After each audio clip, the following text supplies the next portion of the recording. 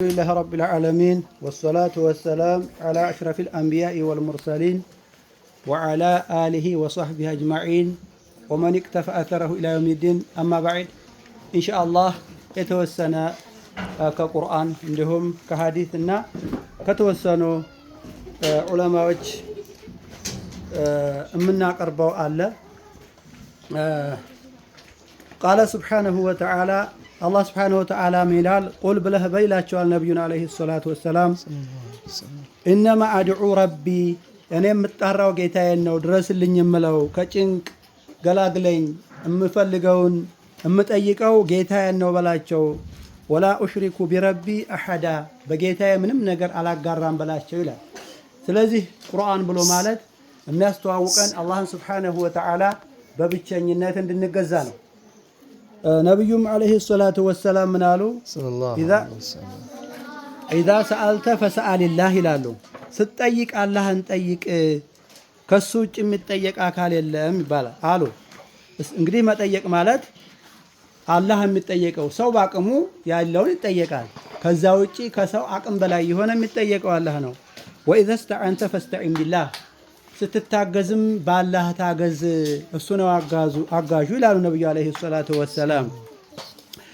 يقول إمام النووي من ይላሉ والهيثمي في تفسير هذا الحديث ይሄን ሐዲስ ሲያብራሩ ما خلاصته የዚህ እኮ ዋናው ጥሬ ነገሩ ወይም አንኳሩ إذا طلبت الإعانة إعانة እገዛ የፈለክ ጊዜ አሉ على أمر من أمور الدنيا የዱንያ ህይወት ጥያቄ የሚሆን ወለአኺረቲ እንዲሁም የአኺራ ጉዳይ ፈስተዒን ቢላህ በአላህ ታገዝ እሱኑ ጠይቅ። ላሲየማ ፊል ኡሙር ለቲ በዛች ነገርማ ብጤ የለውም። ምን ላ የቅዲሩ ዐለይሃ ገይሩላህ ከአላህ ውጪ የማይችለው የሆነ ነገርማ የሚጠየቀው አላህ ብቻ ነው ይላሉ። ምሳሌ ከሺፋኢል መረዲ በሽታን አሽረኝ የሚባለው እሱ ነው፣ አዳኝ እሱ ነውና። ወጠለብ ርዝቅ ሲሳይን ፍለጋ የሚፈለገው ከሱ ነው፣ ከሱ ውጭ ማንም ይሰጥ አይችልም። ወልሂዳያ እንዲሁም መመራት መቀናት በአላህ ብቻ ነው። እና ፊማ እኽተሰ አላሁ ቢሃ ወሕደሁ አላህ ሱብሓነሁ ወተዓላ ብቻ ነው የሚለይበት፣ ከሱ ውጭ ማንም ሊለመን አይችልም ይላሉ ኢማሙ ነወዊ። እሳቸው እንግዲህ ሁሉም እኛ የኢማሙ ነወዊ ተከታይን ይላሉ፣ ግን የእሳቸው አስተምህሮት ይሄ ነው። አላህን ብቻ ጠይቁ ብለው ነው የሚያስተዋውቁት። ወቃለ ሱብሓነሁ ወተዓላ ወኢን የምሰስከ አላሁ ቢዱሪን አላህ ሱብሓነሁ ወተዓላ እኮ በጉዳት ቢነካህ ፈላ ካሽፈ ለሁ ኢላ ሁወ እሱ እንጂ ከሱ ውጪ ጉዳትን የሚያነሳ ማንም የለም። ሰው ባቅሙ ሊያደርግ ይችላል። ዱዓ አድርግልኝ፣ ለዚህ ፈልጌ ነሲ ዱዓ አድርግልኝ ማለት ይቻላል። ከዚህ ውጪ በአንቱ ሸሽሁ፣ አንቱ መመኪያ ነው፣ አንቱ መጠገያ ነው፣ እኔ አንቱን ከያዝኩ ምን ሆናለሁ ማንም አይባልም። ከአላህ ውጪ የሚባል አካል የለም።